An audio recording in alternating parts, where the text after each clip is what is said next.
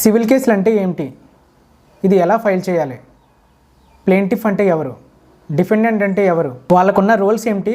వాళ్ళ హక్కులు ఏమిటి? సమన్స్ అంటే ఏంటి? అవి ఎప్పుడు పంపిస్తారు?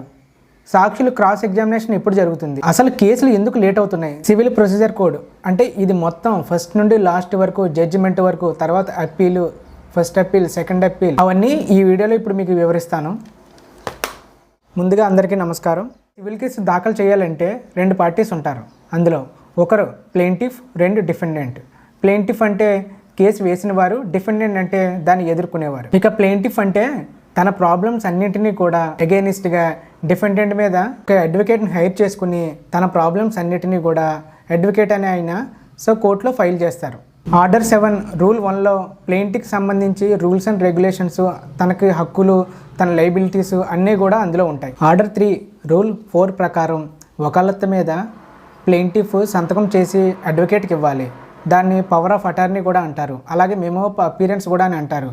అలాగే మీరు వకాలత్తు మీద సైన్ చేసి ఇస్తే కేసుని ఫైల్ చేయడానికి అడ్వకేట్ అథారిటీ పొందుతారు. ఆర్డర్ 7 రూల్ 1లో ప్లేంటిఫ్ ఎలా రాయాలో అందులో సూచించబడుతుంది. దీన్ని బట్టి అతను ఎలా రాయాలో, ఏమేమి ఉంటాయో అందులో ఉంటాయి. ఆర్డర్ 1 రూల్ 3లో డిఫెండెంట్కి సంబంధించి తనకున్న హక్కులు ఉంటాయి. ఇక ప్లేంటిఫ్ విషయానికి వస్తే అతను కేసు ఎక్కడ ఫైల్ చేస్తున్నాడో, కోర్టు పేరు, కంప్లీట్ అతని అడ్రస్, అలాగే అతని ఫాదర్ పేరు అన్నీ కూడా మెన్షన్ చేయాలి అందులో. అలాగే డిఫెండెంట్ యొక్క ఫుల్ నేమ్, ఫాదర్ నేమ్, అతని అడ్రస్ కూడా అందులో మెన్షన్ చేయాలి. ఇక ప్లేంటిఫ్ విషయానికి వస్తే పర్టికులర్ ప్రెజెంటేషన్ మొత్తం అందులో చెప్పబడింది. ఆర్డర్ నెంబర్ 467 సెక్షన్ 26లో ఇందులో మొత్తం ప్లేంటిఫ్కి సంబంధించి అన్ని చెప్పబడింది. అంటే ప్లేంట్ ఏ విధంగా ప్రజెంట్ చేయాలని చెప్పేసి ఆర్డర్ నెంబర్ 7లో ఉంటుంది. అలాగే డిస్ప్యూట్ ఎందుకు జరిగింది, ఎప్పుడు జరిగింది, ఎలా జరిగింది అని చెప్పేసి మొత్తం అంతా ఆ ప్లేస్ తో సహా అందులో కూడా మెన్షన్ చేయాలి. అలాగే ప్లేంటిఫ్ తో పాటు రిప్రజెంటేటివ్స్ ఎవరైనా ఉంటే వాళ్ళ నేమ్స్, వాళ్ళ వేలిముద్రలు కూడా తీసుకోవాలి. వీటన్నిటిని బేస్ చేసుకుని ప్లేంట్ ని తయారు చేస్తారు. అలాగే ఆర్డర్ 18 రూల్ 4 ప్రకారం ప్లేంటిఫ్ ఒక అఫిడవిట్ ను కూడా తయారు చేసుకుని వీటికి అటాచ్ చేయాలి. సో ఎప్పుడైతే ప్లేంటిఫ్ డిఫెండెంట్ మీద కేసు ఫైల్ చేస్తాడో అప్పుడు కోర్టు వాటిని అన్ని పరిశీలించి ఒక నెంబర్ అనేది ఇస్తుంది. ఓఎస్ నెంబర్ ఇస్తుంది. ఓఎస్ అంటే ఒరిజినల్ సూట్, అంటే రిజిస్టర్ అయినట్టు అనమాట. ఒకవేళ ఏమైనా ఇష్యూ ప్రాపర్టీ మీద, ల్యాండ్ మీద, ఏదన్నా బిల్డింగ్ మీద, హౌస్ మీద అలాంటికి సంబంధించిన ఏదైనా ఇష్యూ అయితే, ఏమైనా భవనాన్ని కానీ దేన్నైనా సరే డిమాలిజేషన్ చేస్తుంటే దాన్ని ఆపడానికి ప్లేంటిఫ్ కోర్టు నుండి ఆర్డర్ 39 రూల్ 1 and 2 ప్రకారం పర్మనెంట్ ఇంజెక్షన్ ఆర్డర్ అనేది తీసుకురావచ్చు. అలాగే plaintiff affidavit and injection application ready చేసుకున్న తర్వాత ప్లేంట్ ఆర్డర్ 4 and 1 ప్రకారం కోర్టులో సబ్మిట్ చేయాలి. ప్లేంటిఫ్ రిక్వైర్మెంట్స్ అన్ని ఫిల్ఫిల్ చేశాడా అని జడ్జి గారికి అనిపిస్తే ప్లేంట్ ఆర్డర్ 7 రూల్ 12 and 13 ప్రకారం యాక్సెప్ట్ చేయబడుతుంది. లేదు అనుకుంటే 7 రూల్ 4 ప్రకారం రిజెక్ట్ చేయబడుతుంది. సూట్ అని ఒక నెంబర్ ఇస్తుందని చెప్పేసి. అలాగే ప్లేంటిఫ్ కోర్టుకి డాక్యుమెంట్స్ అండ్ కాపీస్ సబ్మిట్ చేస్తే తర్వాత సమన్స్ అనేది ప్లేంటిఫ్ కూడా ఇవ్వడం జరుగుతుంది. అలాగే సమన్స్ అంటే ఏంటి, సమన్స్ ఏ విధంగా పంపిస్తారు, సమన్స్ యొక్క ప్రొవిజన్స్ అన్నీ కూడా రూల్ నెంబర్ 5లో ఉంటాయి. Assurance and summons of service. So order 5లో మొత్తం సమన్స్ యొక్క డీటెయిల్స్ అన్నీ ఉంటాయి. అదే సమన్స్ డిఫెండెంట్కి ఇచ్చేవి ఆర్డర్ 27లో ఉంటాయి. ఎప్పుడైతే డిఫెండెంట్కి సమన్స్ పంపడం జరుగుతుందో 30 to 19 days లోపు డిఫెండెంట్ ఆన్సర్ చెప్పాల్సి ఉంటుంది. రెస్పాన్సిబుల్ తన మీద ఉంటుంది. దీన్ని కోర్ట్ లాంగ్వేజ్లోని రిటర్న్ స్టేట్మెంట్ అంటారు. అతను చెప్పే ప్రతివాదనను రిటర్న్ స్టేట్మెంట్ ప్రొవిజన్స్ ఏంటంటే ఆర్డర్ నెంబర్ 8 రూల్ నెంబర్ 1లో ఉంటుంది. ఆర్డర్ నెంబర్ 8 రూల్ నెంబర్ 1 ప్రకారం డిఫెండెంట్ తన యొక్క ప్రతివాదనను మొత్తం కూడా అందులో చెప్పాల్సి ఉంటుంది. తన మీద వచ్చిన వాదనలు, ప్రతివాదనలు తను ఇవ్వాల్సిన రెస్పాన్సిబుల్ తిందే కాబట్టి సో తను చెప్పుకోవాలి. ఇక ఎప్పుడైతే ప్లేంటిఫ్ ఇచ్చే ప్లేంట్ని రిటర్న్ స్టేట్మెంట్గా చూస్తుందో కోర్టు, తర్వాత ఇష్యూ జారీ చేస్తుంది. దీని ముందు రూల్ 1 ప్రకారం డిఫెండెంట్ అంటే ప్లేంటిఫ్ ఏదైతే తన మీద ఇచ్చారో దాన్ని ఇతను లాయర్తో, అంటే డిఫెండెంట్ లాయర్తో తను నిరూపించుకోవాల్సిన అవసరం ఉంటుంది, డిఫెండ్ చేసుకోవాలి. తర్వాత ఇద్దరిలో ఎవరి దగ్గర ఎంత నిజం ఉన్నదని చెప్పేసి, లేకపోతే ఎవరు నిజం చెప్తున్నారు, ఎవరు అబద్ధం చెప్తున్నారు అని సెటిల్ చేయడానికి ఇష్యూ స్టెప్ కోర్టు ఇస్తుంది. ఈ ఇష్యూ సెటిల్ చేసే ముందు వాళ్ళకు ఒక అవకాశం ఇస్తుంది. ఆర్డర్ 89 ప్రకారం, సిపిసి ప్రకారం వాళ్ళిద్దరూ ఏమైనా కాంప్రమైజ్ అవుతారా లేకపోతే సెటిల్ చేసుకుంటారా అని చెప్పేసి ఒక అవకాశం అనేది ఇస్తుంది. ఒకవేళ ఇద్దరు సెటిల్ చేసుకుంటే లోకాలతలో చేసుకోమనే అవకాశం ఇస్తుంది. లేదు అప్పటికీ కూడా వాళ్ళు సెటిల్ చేసుకోకపోతే అవకాశం లేకపోతే ఇష్యూని కోర్టు ఫ్రేమ్ చేస్తుంది. కోర్టు ఫ్రేమ్ చేసిన తర్వాత ట్రయల్కి వేస్తుంది. మ్యాక్సిమం 70% 60% కేసులు లోక్ అదాలత్లో కాంప్రమైజ్ అయిపోతాయి. కాంప్రమైజ్ చేసుకుని సెటిల్ చేసుకుంటారు. లేకపోతే ఇంక ఇష్యూ అనేది ఇంక ట్రయల్కి వెళ్తుంది. ఇక ట్రయల్కి ఎప్పుడైతే వెళ్తుందో అప్పుడు కోర్టు ఇద్దరిని కూడా సాక్ష్యాలనే తెచ్చుకోమని చెప్పేసి ఆర్డర్ పాస్ చేస్తుంది. కోర్టు ఇద్దరికి కూడా అవకాశం అనేది ఇస్తుంది. మీరిద్దరు కూడా సాక్ష్యాలనే తీసుకొచ్చుకోవాలి. ఎవరు బలాలన్నీ కూడా అంటే ఎవరి సాక్ష్యాలు ఎక్కువ అని చెప్పేసి కోర్టులో వాళ్ళని ప్రొడ్యూస్ చేయాలి. అప్పుడు ప్లెయింటిఫ్ ఆర్డర్ 18 రూల్ 4 ప్రకారం తన ఎవిడెన్స్ అనేది కోర్టుకు సబ్మిట్ చేస్తాడు. ఇక ప్లెయింటిఫ్ సాక్షులకు వచ్చేసరికి PW1 PW2 అని ఇలాగ ఉంటారు. 1 2 3 4 అని. PW1 అంటే ప్లెయింటిఫ్ విట్నెస్. ఎంతమంది సాక్షులు ఉంటే అంతమందిని కూడా పెట్టుకోవచ్చు. తర్వాత ప్లెయింటిఫ్ పెట్టే సాక్షులందరినీ కూడా ఈ డిఫెండెంట్ ఎవరైతే ఉన్నారో తన కౌన్సిల్ లాయర్తోని అవతల వ్యక్తుల్ని అంటే సాక్షులందరినీ కూడా క్రాస్ ఎగ్జామినేషన్ చేయిస్తారు. తర్వాత సాక్ష్యం అనేది క్లోజ్ అయిపోతుంది. ప్లెయింటిఫ్ సాక్షులందరూ క్లోజ్ అయిన తర్వాత నెక్స్ట్ స్టెప్ డిఫెండెంట్ మీద ఉంటుంది. డిఫెండెంట్ తన సాక్షులందరినీ కూడా కోర్టులో ప్రవేశపెట్టాలి. ఈ డిఫెండెంట్కి వచ్చే సాక్షులు ఎవరంటే DW1 DW2 అని అంటారు. DW1 అంటే డిఫెండెంట్ విట్నెస్ 1 అని, డిఫెండెంట్ విట్నెస్ 2 అని. సో ఇలాగ వీళ్ళ సాక్షులు ఉంటారు. వీళ్ళందరినీ కూడా ప్లెయింటిఫ్ అడ్వకేట్ వీళ్ళని క్రాస్ ఎగ్జామినేషన్ చేస్తారు. సో తర్వాత ఈ డిఫెండెంట్ విట్నెస్లు కూడా అందరినీ క్రాస్ చేసిన తర్వాత వీళ్ళవి కూడా క్లోజ్ అవుతుంది. అంటే ఇవన్నీ కూడా ఈ ఎగ్జామినేషను లేకపోతే ఈ సాక్షుల్ని క్రాస్ ఎగ్జామినేషన్ ఇవన్నీ కూడా చేయడం కూడా ఆర్డర్ 18లో ఉంటుంది. ఇలా వీళ్ళిద్దరు సాక్షులు అయిపోయిన తర్వాత న్యాయస్థానం ఆర్గ్యుమెంట్కి పోస్ట్ చేస్తుంది.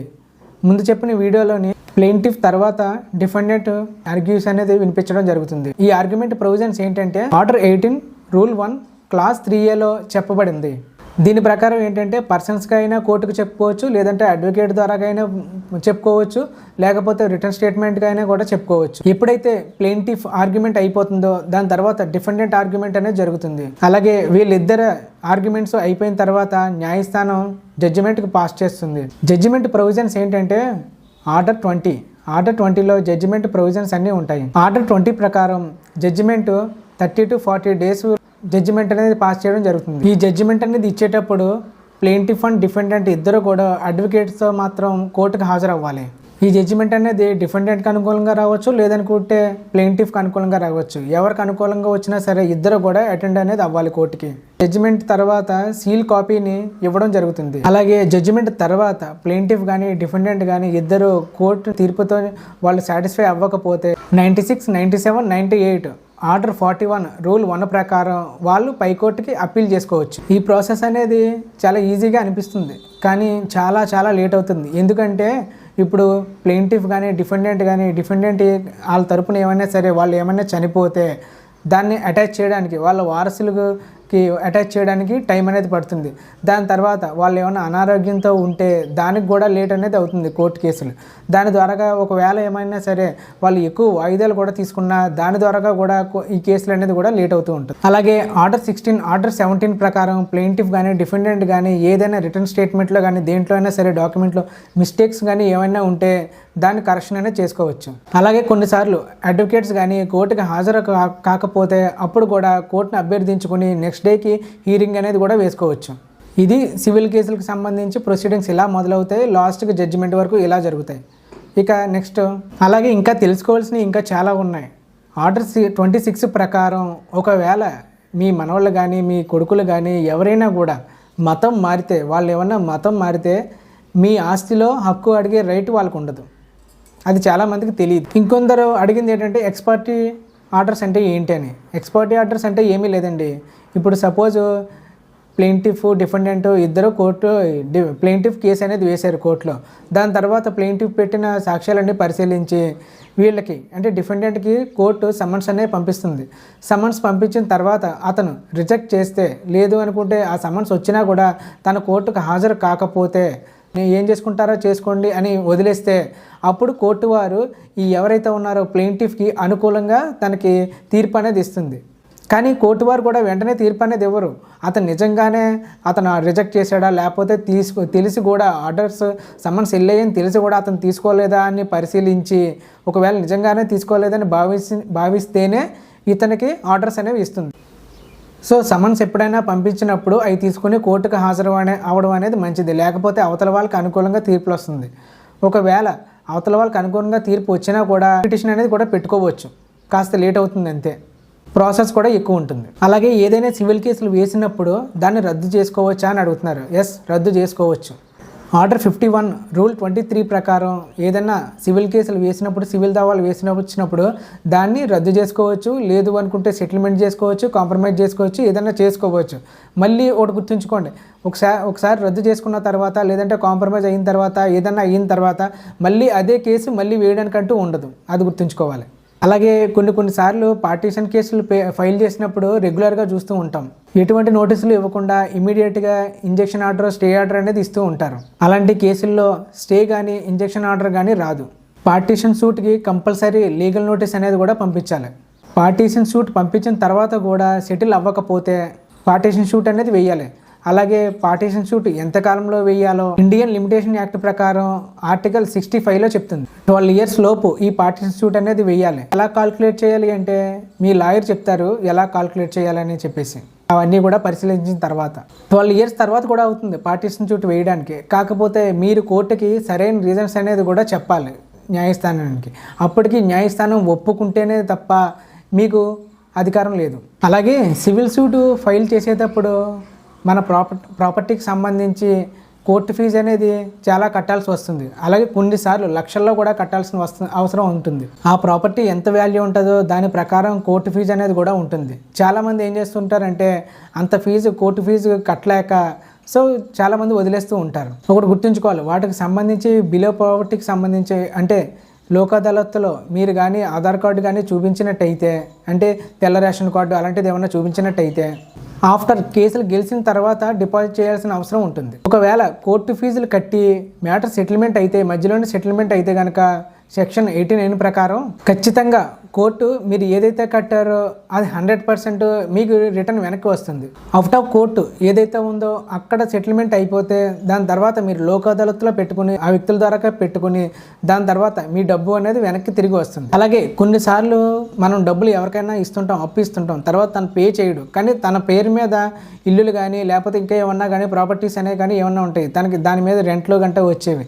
ఒకవేళ అతను ఏమన్నా సరే ఫారిన్ కంట్రీ కానీ ఎక్కడికన్నా వెళ్ళిపోదామని చెప్పేసి అనుకుంటుంటే అప్పుడు మీరు ఏం చేయాలంటే కోర్టు నుండి అటాచ్డ్ ఆర్డర్ తీసుకోవచ్చు. అది బిఫోర్ జడ్జిమెంట్ అనమాట. జడ్జిమెంట్కి ముందే మీరు అటాచ్డ్ ఆర్డర్స్ అనేది తీసుకుంటే తర్వాత దాని మీద వచ్చే ఇన్కమ్ ఏదైతే ఉందో అది మీకు వస్తుంది. కానీ మీరు చేయాల్సింది ఏంటంటే అతనికి ఉన్న ప్రాపర్టీస్ ఏదైతే ఉన్నాయో అవి కోర్టులో మీరు అటాచ్ చేయాల్సి వస్తుంది. అవన్నీ కూడా మీరు ఎక్కడెక్కడ ఉన్నాయో వాళ్ళకి అవన్నీ కూడా మీరు అటాచ్ చేయాలి.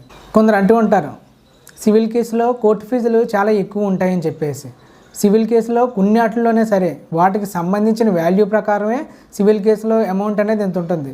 క్రిమినల్ కేసులో కోర్టు ఫీజు అనేది ఉండదు, ఓన్లీ సివిల్ కేసులోనే ఉంటుంది. అది కూడా వాటి వాల్యూ ప్రకారం. అది ఎలాగంటే సివిల్ కేసులోని కొన్ని వాటికి కోర్టు ఫీజు అనేది కట్టాలి. అలా కడితేనే నెంబర్ అనేది కూడా ఇస్తుంది కోర్టు. కోర్టు ఫీజు అనేది దేని మీద ఆధారపడి ఉంటుందంటే మీరు కోర్టుకి ఏ రిలీఫ్ అడిగారో దేని మీద, అంటే ఏ ప్రాపర్టీకి సంబంధించి దేని మీద అడిగారో దాని మీద ఆధారపడి ఉంటుంది కోర్టు ఫీజు అనేది. వాటి మీద కాల్కులేట్ చేసి కోర్టు అనేది ఫీజు అనేది చెల్లించాల్సిన అవసరం ఉంటుంది.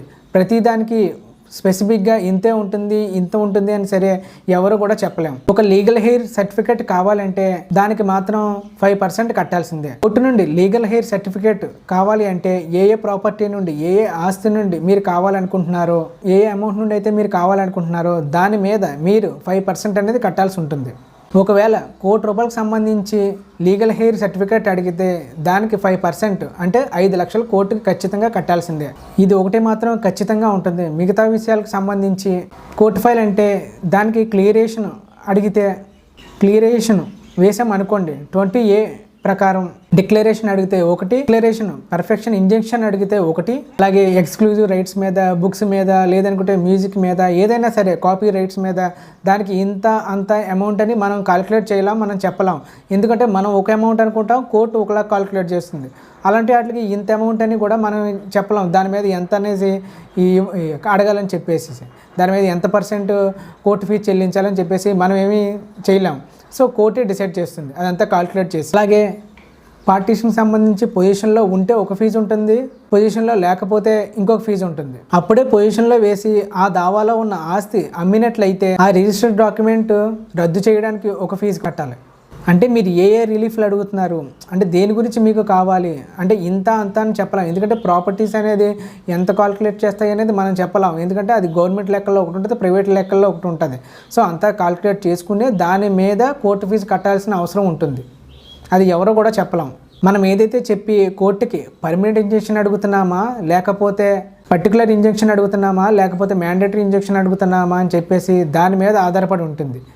సో మనకి రిలీఫ్ అంటే కావాలని చెప్పేసి దాని మీద కోర్టు ఫీజు అనేది ఆధారపడి ఉంటుంది. ఓన్లీ లీగల్ హెయిర్కి తప్ప, అంటే దానికి 5% తప్ప మిగతా వాటికి ఏదైతే ఉందో మనకు కావాల్సిన రిలీఫ్కి సంబంధించి సో దానికి ఎంత వాల్యూ కట్టాలి, దానికి ఎంత మనం కోర్టు ఫీజు కట్టాలి అనేది కూడా మనం చెప్పలేం.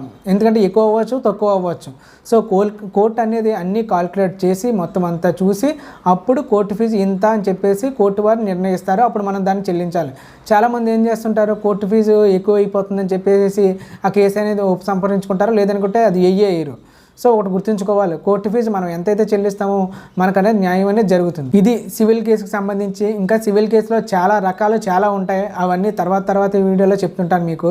ఏదైనా సరే మీకు కావాల్సింది ఏదైనా సరే, సివిల్ కేసు సంబంధించింది ఏదైనా సరే డౌట్లు ఏమన్నా ఉంటే అడగచ్చు.